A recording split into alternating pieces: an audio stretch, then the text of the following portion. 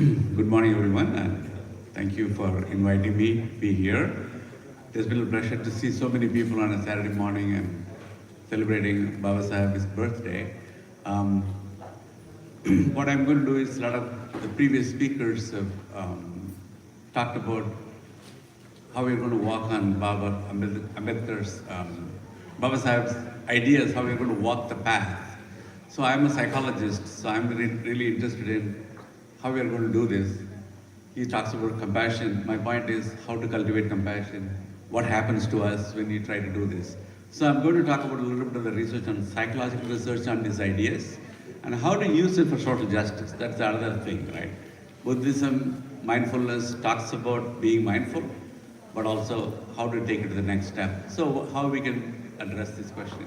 That's what I'm going to present. I've been doing this research for 15 years. I'm a psychologist. I'm a professor of psychology at the University of Michigan. I'm also directing the Center for Leadership, Bharat Leadership Institute. I'm also a first generation. I'm here because of the reservation system. Otherwise, I would not have been here. So it's also important for me to acknowledge, signal that. So both my parents didn't finish high school. So I'm here from South India, from Tamil Nadu. So early influence were Periyar, then Ambedkar and Pule and other thinkers have changed how I work, how I do my research. So it's a great pleasure to see so many people here, and I'm going to really walk you through how to think about mindfulness in our everyday life and how to use it for social justice the way Baba Sahib wants us to think about and practice it. Okay, what is mindfulness, right? The biggest thing is life is transient, so we have to live fully. It's very easy to say, right? So you're at this moment, but you're also worried about what's going to happen. Lunch is going to be here in an hour, they're not coming here. So many things worrying about the future, or we are worrying about the past, what happened before, right? And how to be in the present. It's a quite popular topic. If you really Google mindfulness, you will see so many responses. So how people study mindfulness? So mindfulness has been studied about how to be in the present. How to be in the present, and also how to cultivate mindfulness the way you actually cultivate by practicing meditation or contemplative art, depending on which culture you are, you can do that. Right? So it's really different ways of cultivating mindfulness. So typically mindfulness is cultivated. You can do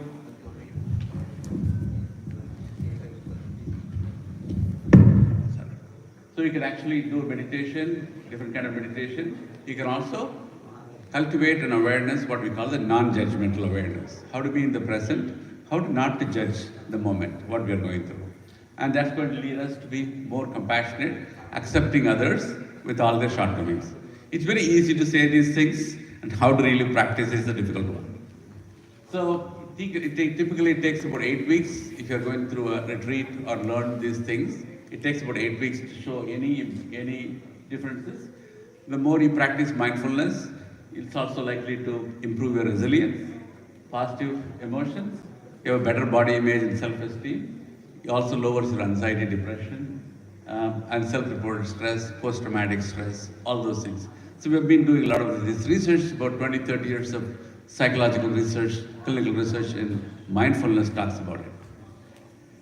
So mindfulness also improves attention. The more you become mindful, you're also more likely to pay attention, both short-term memory, long-term memory, and also improves our emotional regulation. We are more likely to be more balanced, not the extreme emotions, upset, or you're sad, or happy. So how to really be equanimous and how to be equanimity, that really improves your mental health and physical health. And it also improves parent-child relationship. The more you become mindful, we also call the mindful parenting training. There are a lot of young parents here. So how to really accept children can push all our buttons, how to really be kind to them, and they may not be as perfect as we are, and how to accept children who are not perfect, right? So that's very important. So we want our children, we want to give them everything. That means they have to do everything which we didn't have, but it's not going to be always easy the way we think about it. How to accept our children who they are, for who they are, and how to think about that. It also improves your intergroup relations, how we talk to other people. So mindfulness also has a long tradition, but Baba Sahib is probably pioneer in what we call the engaged Buddhism. So, right? So most of the Buddhist means in the US, like John said, it's meditation. When you do meditation, you go inward. It's good for you. Then you feel good. You go home and take a nap. That's it, right? So what Dr. Ambedkar said was, how do you really use it for social change? Right? We talked about it, but after the conversion, he didn't live for longer time. So really to realize certain things. So the kind of work has been followed by other people like Thich Nhat Hanh, Sharon Salzberg in the US, Jack Cornfield, Larry Yang, Mirabai Bush. These are some of the people who are really following some of the ideas, how to take mindfulness and Buddhist ideas, not only for personal change, and how to use it to change the society. Right? That means you need to think about not just meditation, a lot of other things we need to think about it. So I've been developing a framework to really think about social justice along with mindfulness. Right? So what are the things? So I really identified 7 things we need to have to really think about mindfulness with the social justice framework. So a lot of these people use mindfulness to think about social disparities, health disparities, racism, sexism, all kind of different identity-based discrimination, inequalities. So they use these following techniques. Different techniques are useful because it really helps you to settle the mind. Right? For example, your breath meditation. Any of you have done any of these meditations and practice? Some of you, very good. So you really remember that. So breath meditation is one of the core of most of what we call the foundational meditation. Then emotion meditation, how to focus on your emotions, right? So whenever you are emotional, your emotions will control us. So emotion meditation is how to label your emotions as you are experiencing it. So more you can label it, then you create a distance between yourself and your emotion. That means you become more like a traveler with your emotions, right? So instead of being upset, you actually notice that I'm actually upset right now. The moment I notice it, for example, if my daughter sends a very angry text to me, my immediate reaction is I'm going to text her right away. But I take a moment to really think about my own emotion. If I take a distance between me and my emotion, that also helps me to regulate my emotion better. That means I have a better sense of talking with her, discussing with her with an open mind. Body scan, it really helps us to really understand how our body is experiencing the present moment. And loving kindness meditation, which is probably one of the most unique contribution of Buddhism to meditative tradition, at least I think the religious scholar can attest to it. I'm a psychologist, I could be wrong, but he can attest. So this is the single most contribution of Buddhism to a particular kind of meditation where we actually feel compassion for everyone as other people in our lives. And the most difficult step is even people who hurt us, how to be kind to them. That is the most difficult form of what we call the metta meditation, how to really send kindness to people whom we don't like very much. That's really the ultimate test, and how to really cultivate that, and how to really think about lovingly about, with compassion for all living beings, right? So this is a really important part of the eating meditation, which is the easiest one to do because Thich Nhat Hanh really developed it into a very more dedicated meditation where you eat slowly, enjoy the food. So you also think of how you're enjoying the food, how to really create an awareness of eating. What we found was eating meditation, mindfulness-based eating meditation is one of the most effective intervention for eating disorders in psychology. People who have eating disorders, the more they eat slowly and enjoy the food, they are more likely to eat less. So we all like to, when we try to lose weight, we all go through different diets, right? We'll do this, no carb, low carb, all kind of things, right? But what is most effective is eat mindfully, eat slowly, you enjoy your food, that's what's going to be helpful to you. So what it actually does is, most of the time when you do the meditation, it really helps you to connect yourself more. I'm more in the present, I'm more likely to pay attention to my emotions. Then the next step is how to use it to connect to other people, how to see the other people as human beings. Most of the time we come from a caste-based society where we like what Baba Sahib calls the graded inequality. Every caste is either below us or above us. That means we are not going to see anyone as equal. So that's an important part. How to really have an intersectional awareness that everybody is equal to us and how to recognize that. Then how to use it to connect to nature, sustainability. The generation is talking about sustainability. Right? So these three kinds of awareness will help us to connect to our own emotions, which is important, first part. Second step is how to connect to other people and how to connect to nature. So this is how the practices help us to cultivate this. So we move towards a sustainable future where we treat people with respect and we also promote equality. So these are the 7 features I talked about, right? First one is compassion, right? How to be compassionate to people. Compassion to yourself first, because we are not perfect. Most of the time we don't have self-compassion. A lot of us, we are very busy. We don't take care of ourselves. So self-compassion is very important. Then compassion towards other people. The second thing is the most interesting and difficult part, which is also one of the unique contributions of Buddhism for our understanding of the world, sympathetic joy, which we normally don't hear much, right? Sympathetic joy is how to feel happy for other people's happiness, right? If something good happens to other person, what is our typical reaction? If one of my colleagues win an award, so what do you think will be my reaction, immediate reaction? Anybody? Maybe John can answer the question right away. Jealous, yes, correct. So, jealousy is the important part. This word in Pali is mudita. Mudita means sympathetic joy. In fact, no other Indian language you can translate the word. How to feel happy for other people's happiness. So my immediate reaction is jealousy. In Tamil, I can beautifully use 4 different shades of jealousy. Everybody will understand. There are so many words we have for jealousy, the opposite of sympathetic joy. So, sympathetic joy is the most difficult part to cultivate. Compassion comes to us naturally. For example, if I'm programming, many programmers are here, if I'm programming a robot, what robot does? So, if somebody feels sad around you, be compassionate. Robot will understand, yes, I can do that. Then I can also tell the robot, if somebody is happy, also rejoice with them. Be happy for them.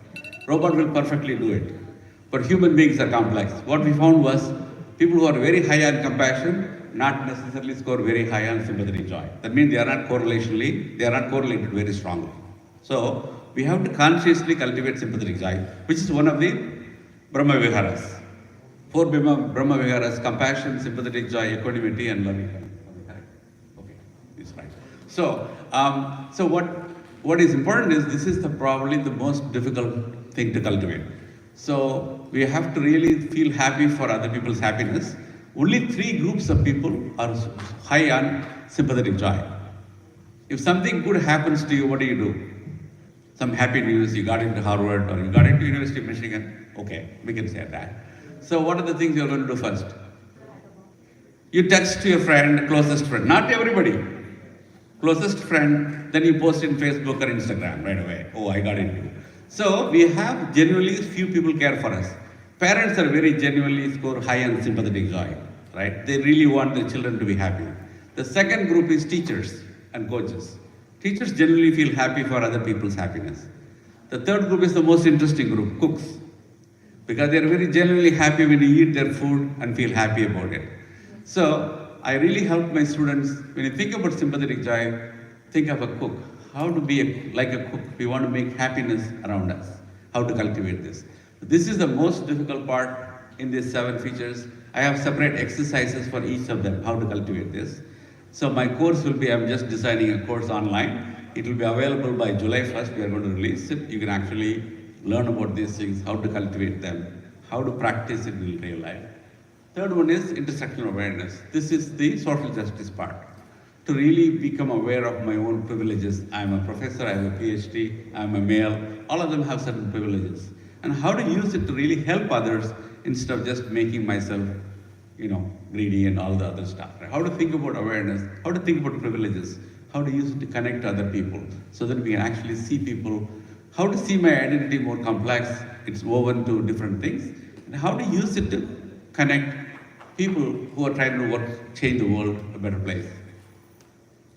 Fourth one is negative capability, which is the difficult one because we all think we are perfect, but we are not perfect. If you ask our children, they will tell us the list of things wrong with us. So our imperfections, how to really live with our imperfections so that we can accept our imperfections. There are times I may be sexist, I may be, homophobic or Islamophobic. How to notice those moments so that I can work on them without feeling guilty. I've been teaching women's studies classes, but sometimes I can act like a male, right? How to be aware of this. So mindfulness helped me to become aware so that I can have more compassion for myself so that I can work on that, which is important.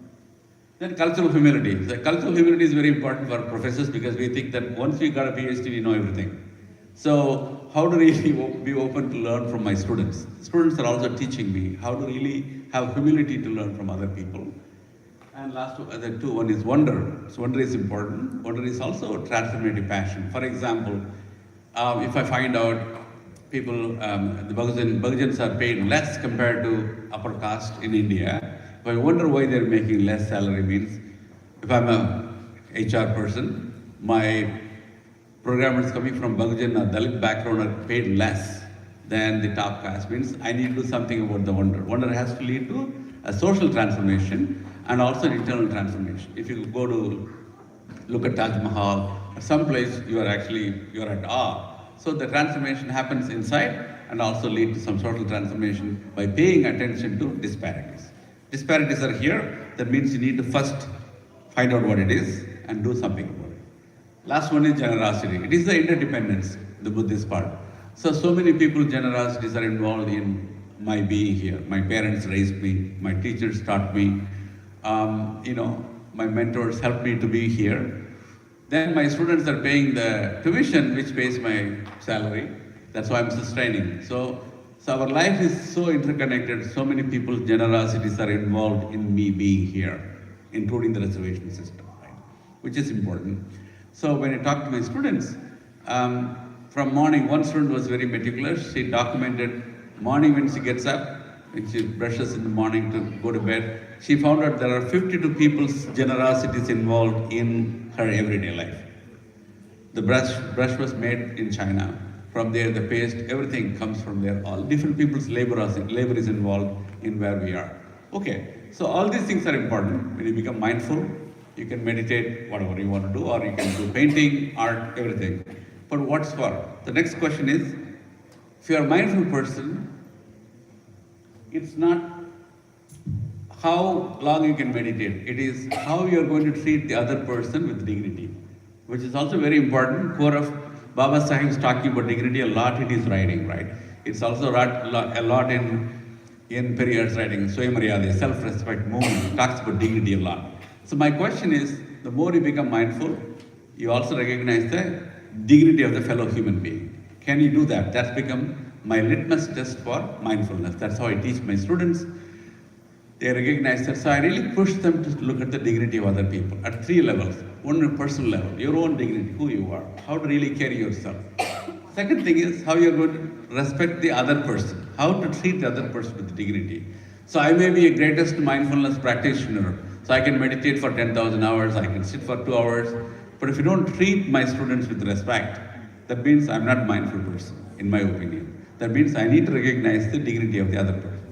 The last one is, not only I value my own personhood, other people's dignity, I also need to commit a dignity culture around me. I need to protect people when there are dignity injuries. I should do something about it. If people are mistreated, I should step up and do something about it. That's what mindfulness is for me. That's how I bring the mindfulness idea, Buddhism, and social justice to practical level. In the everyday context, in workplace, how you treat the person. I study janitors in India, Japan, South Korea, France, and the US. So most of the janitorial work in India, 95% is done by Dalits. Right. So janitors, how they are treated by the larger population, how to raise awareness, the importance of their work. That's what most of my other research is doing. So I talked about 3 kinds of dignity, and this is probably the model I presented, right? So there are sympathetic joy and compassion, which is how we connect to the rest of the world. You be kind to people when they're going through a difficult time. When you see happiness around us, try to rejoice with it instead of being jealous, and try to spread happiness around you. And to do this, we need to really become aware of our own shortcomings. When we make mistakes, you understand it, stand up, and continue to go, and how to really be kind to yourself. Also have humility to learn from others, pay attention to surprises around us, wonder, and also realize how many people are involved in making who we are. We always think about ourselves, I achieved this, but so many people's generosity is involved in making who I am. All these things will help us to really pay attention to dignity of self, others, and a dignity culture around us. I've done work, the more we become mindful. I teach a mindfulness class for my students. In the beginning of the semester, I look at their mindfulness level. At the end of the semester, it really improves because of the practice. It also improves their dignity, how they treat the other people. So they talk about janitors, they pay attention to people around them, at least during the semester. We don't know after that, we don't know how enduring it is. But our goal is to really think about how to use different contemplative practices, not just meditation. The whole social justice and mindfulness group have developed several things like you can dance, you can pray, you can do all kind of contemplative practices that also help you with your mindfulness, how to cultivate that. So our goal is to really to connect Baba Sahib, Dr. Ambedkar to Martin Luther King's the idea of beloved community, the idea that all our lives are interconnected, where people from different backgrounds can recognize each other's humanity as people. So we are all interconnected. And individual well-being, my well-being is also connected to other people's well-being. That's what beloved community is. Hopefully, we can reaffirm our commitment to creating a beloved community, bring some of the Buddhist principles in our life. The way I talked about, this is one model, and there are other models people can present to you. But the idea is how to think about compassion, sympathetic joy, and how to respect the dignity of other people. And I think that is the path Baba Sahib wants us to lead life. And it is a difficult one, a challenging one. It's not an easy one, but we have to work towards this goal so that we can create a beloved community. Thanks for listening.